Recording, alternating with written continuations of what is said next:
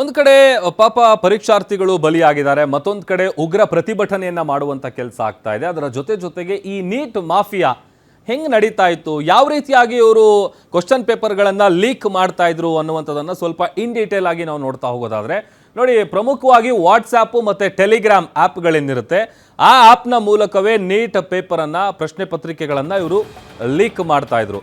ಮಹಾರಾಷ್ಟ್ರದ ನಾಸಿಕ್ನಲ್ಲಿ ಪೇಪರನ್ನ ಲೀಕ್ ಮಾಡ್ತಾ ಇದ್ದಂತಹ ಒಂದು ಜಾಲ ಏನಿದೆ, ಒಂದು ಟೀಮ್ ಏನಿದೆ, ಅದು ಪತ್ತೆಯಾಗಿದ್ದು. ಆಮೇಲೆ ನಾಸಿಕ್ನಿಂದ ಹರಿಯಾಣಕ್ಕೆ ಒಂದು ಪ್ರಿಂಟ್ ಆ ಪ್ರತಿಯನ್ನ ರವಾನೆ ಮಾಡಲಾಗಿತ್ತು. ಹರಿಯಾಣದಲ್ಲಿ 5 ಬೇರೆ ಬೇರೆ ಸೆಟ್ಗಳನ್ನು ತಯಾರಿ ಮಾಡ್ತಾ ಇದ್ರು. ಅಂದರೆ ಒಂದು ಈ ವಾಟ್ಸಾಪು ಮತ್ತು ಟೆಲಿಗ್ರಾಮ್.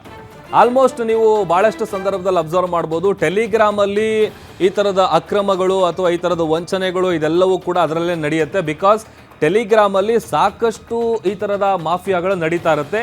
ಎಕ್ಸಾಕ್ಟ್ಲಿ ನೀಟ್ನ ಮಾಫಿಯಾ ಕೂಡ ಇದೇ ಪ್ಲ್ಯಾಟ್ಫಾರ್ಮನ್ನು ಬಳಸ್ಕೊಂಡು ಮಾಡಿರೋದು. ಆಮೇಲೆ ನಾಸಿಕ್ನಿಂದ ಹರಿಯಾಣಕ್ಕೆ ಒಂದು ಪ್ರತಿ ರವಾನೆ ಆಗುತ್ತೆ. ಹರಿಯಾಣದಲ್ಲಿ 5 ಬೇರೆ ಬೇರೆ ಸೆಟ್ಗಳನ್ನು ತಯಾರಿ ಮಾಡ್ತಾರೆ. ಮಹಾರಾಷ್ಟ್ರದಿಂದ ಹರಿಯಾಣ, ರಾಜಸ್ಥಾನ, ತೆಲಂಗಾಣ, ಆಂಧ್ರ ಪ್ರದೇಶ ಸೇರಿದಂತೆ ಬೇರೆ ಬೇರೆ ರಾಜ್ಯಗಳಿಗೆ ಈ ಕೋಚಿಂಗ್ ಸೆಂಟರ್ಗಳಿರ್ತಾವಲ್ಲ, ಆ ಕೋಚಿಂಗ್ ಸೆಂಟರ್ಗಳಲ್ಲಿ ಅಕ್ರಮ ನಡೀತಾ ಇತ್ತು. ಅಂದರೆ ಈ ಪ್ರೈವೇಟ್ ಮಾಫಿಯಾ ಎಂಬ ಗುಪ್ತ ಜಾಲದ ಮೂಲಕ ಇದನ್ನು ಲೀಕ್ ಮಾಡ್ತಾ ಇದ್ರು. ಅಂದರೆ ಈ ಪ್ರೈವೇಟ್ ಮಾಫಿಯಾ ಏನಿದೆ ಅದು ವಾಟ್ಸಾಪ್ ಗ್ರೂಪ್ನಲ್ಲಿದ್ದಂತಹ 400 ಮಂದಿ ಸದಸ್ಯರು ಈ ಬೇರೆ ಬೇರೆ ರಾಜ್ಯಗಳಿಗೆ ಇದನ್ನೆಲ್ಲ ಶೇರ್ ಮಾಡುವಂಥ ಕೆಲಸ ಅಥವಾ ಅಲ್ಲಿಗೆ ಅದನ್ನು ತಲುಪಿಸುವಂಥ ಕೆಲಸವನ್ನು ಮಾಡ್ತಾ ಇದ್ರು. ಆಮೇಲೆ ಈ ಮೂಲ ಪರೀಕ್ಷಾ ಪತ್ರಿಕೆಯ 60 ಪ್ರಶ್ನೆಗಳೇನಿರುತ್ತಲ್ಲ, ಅದು ಸೋರಿಕೆಯಾದ ಪೇಪರ್ನೊಂದಿಗೆ ಹೊಂದಿಕೆ ಆಗ್ತಾ ಇತ್ತು, ಅಂದರೆ ಮ್ಯಾಚ್ ಆಗ್ತಾ ಇತ್ತು. ಸೊ ಇಲ್ಲಿ ಲೀಕ್ ಆಗಿರುವಂಥ ಕ್ವಶನ್ ಪೇಪರಿಗೂ ಜೊತೆಗೆ ಇವರು ಏನು ಶೇರ್ ಮಾಡ್ತಾ ಇದ್ರಲ್ಲ ಅದೆಲ್ಲವೂ ಕೂಡ ಮ್ಯಾಚ್ ಆಗಿತ್ತು.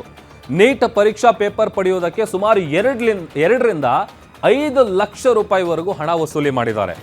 ಆಮೇಲೆ ಇನ್ನೂ ದೊಡ್ಡ ಮೊತ್ತಕ್ಕೂ ಕೂಡ ಇದನ್ನು ಸೇಲ್ ಮಾಡಿದ್ದಾರೆ ಅನ್ನುವಂಥ ವಿಚಾರ ಕೂಡ ಇದೆ. ಬಟ್ ಅದೆಲ್ಲದಕ್ಕೆ ಸಂಬಂಧಪಟ್ಟಂತೆ ಈಗ ಅಧಿಕಾರಿಗಳು ತೀವ್ರ ವಿಚಾರಣೆಯನ್ನು ಕೂಡ ನಡೆಸ್ತಾ ಇದ್ದಾರೆ. ಆಮೇಲೆ 30,000 ರೂಪಾಯಿಗೆ ಕಡಿಮೆ ಮಾಡಿ ಅದನ್ನು ಮಾರಾಟ ಮಾಡ್ತಾ ಇದ್ರು. ನೀಟ್ ಅಕ್ರಮದ ಕುರಿತು ಇದುವರೆಗೂ ಸುಮಾರು 150ಕ್ಕೂ ಹೆಚ್ಚು ವಿದ್ಯಾರ್ಥಿಗಳನ್ನು ಕೂಡ ವಿಚಾರಣೆ ಮಾಡಲಾಗಿದೆ. ಪರೀಕ್ಷೆ ಬರೆಯೋ ವಿದ್ಯಾರ್ಥಿಗಳನ್ನ ಒಂದೇ ಕಡೆ ಸೇರಿಸಿದ್ದ ಈ ಕುಲಕರ್ಣಿ ಏನಿದ್ದಾನೆ, ಕೆಮಿಸ್ಟ್ರಿ ಲೆಕ್ಚರರ್, ಆತ ಮೇನ್ ಕಿಂಗ್ ಪಿನ್ ಆತನೇ. ಪುಣೆಯಲ್ಲಿರುವಂತಹ ಆತನ ನಿವಾಸದಲ್ಲಿ ಆಯ್ದ ವಿದ್ಯಾರ್ಥಿಗಳಿಗೆ ಈತ ಕೋಚಿಂಗ್ ಕೊಡ್ತಾ ಇದ್ದ. ಅಂದರೆ ಒಂದಷ್ಟು ವಿದ್ಯಾರ್ಥಿಗಳನ್ನು ಆತ ಸೆಲೆಕ್ಟ್ ಮಾಡಿಕೊಂಡು ಅಂಥವರಿಗೆ ಈತ ಕೋಚಿಂಗ್ ಕೊಡ್ತಾ ಇದ್ದ.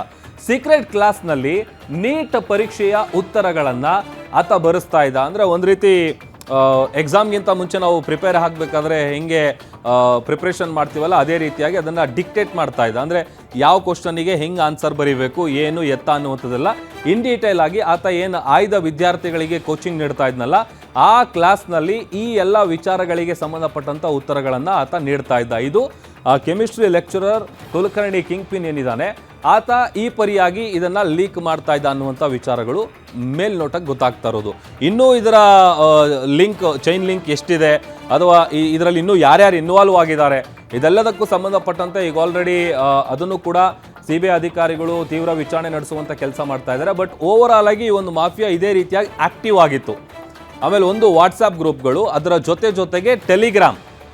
ಬಿಕಾಸ್ ಟೆಲಿಗ್ರಾಮ್ ಏನಿದೆ ಆ ಟೆಲಿಗ್ರಾಮ್ನ ಮೂಲಕನೇ ಕಳಿಸ್ತಾ ಇದ್ರು. ಆಮೇಲೆ ಈ ಕೋಚಿಂಗ್ ಸೆಂಟರ್ಗಳು ಏನು ನಾವು ನೋಡ್ತಿರ್ತೀವಲ್ಲ, ಅದರಲ್ಲೂ ಕೇಳಿ ನೀಟ್ ಎಕ್ಸಾಮು ಅಥವಾ ಬೇರೆ ಬೇರೆ ರೀತಿಯಾದಂಥ ಎಕ್ಸಾಮ್ಗಳಿದ್ದಂಥ ಸಂದರ್ಭದಲ್ಲಿ ಕೋಚಿಂಗ್ ಕ್ಲಾಸಸ್ಗಳನ್ನ ಏನು ಮಾಡ್ತಾರಲ್ಲ, ಆ ಥರದ ಕೋಚಿಂಗ್ ಕ್ಲಾಸಸ್ಗಳಿಗೆ ಇದನ್ನು ಅವರು ವಾಟ್ಸಪ್ ಮೂಲಕ ಅಥವಾ ಈ ಗ್ರೂಪಲ್ಲಿ ಏನಿದ್ರಲ್ಲ 400 ಮಂದಿ ಸದಸ್ಯರು, ಅವರೆಲ್ಲರೂ ಕೂಡ ಇದರಲ್ಲಿ ಭಾಳ ಆಕ್ಟಿವ್ ಆಗಿದ್ರು. ಅದರ ಜೊತೆಗೆ ವಿದ್ಯಾರ್ಥಿಗಳನ್ನು ಕೂಡ ವಿಚಾರಣೆ ಮಾಡುವಂಥ ಕೆಲಸ ಕೂಡ ಆಗಿದೆ. ಬಟ್ ಇಲ್ಲಿ ಈತ ಏನು ಕೋಚಿಂಗ್ ಕ್ಲಾಸ್ ಮಾಡ್ತಾ ಇದ್ನಲ್ಲ ಪುಣೆಯಲ್ಲಿ, ಆ ಕೋಚಿಂಗ್ ಕ್ಲಾಸಸ್ನಲ್ಲೇ ಒಂದಷ್ಟು ವಿದ್ಯಾರ್ಥಿಗಳಿಗೆ ಈತ ಅದನ್ನು ಹೇಳ್ಕೊಡ್ತಾ ಇದ್ದ, ಅಂದರೆ ಡಿಕ್ಟೇಟ್ ಮಾಡ್ತಾ ಇದ್ದ. ಆಮೇಲೆ ಆ ಪ್ರಶ್ನೆ ಪತ್ರಿಕೆ ಏನು ಲೀಕ್ ಆಗಿತ್ತು, ಜೊತೆಗೆ ಈ 60 ಪ್ರಶ್ನೆ ಪತ್ರಿಕೆಗಳೇನಿತ್ತು, ಕ್ವಶನ್ಸ್ ಇರುವಂಥ ಕ್ವಶನ್ ಪೇಪರು, ಅದೆಲ್ಲವೂ ಕೂಡ ಮ್ಯಾಚ್ ಆಗ್ತಾ ಇತ್ತು. ಈ ರೀತಿಯಾಗಿ ಇದನ್ನು ವ್ಯವಸ್ಥಿತವಾಗಿ ಪ್ಲ್ಯಾನ್ ಮಾಡಿಕೊಂಡು ಈ ಒಂದು ಜಾಲ ಆಕ್ಟಿವ್ ಆಗಿತ್ತು.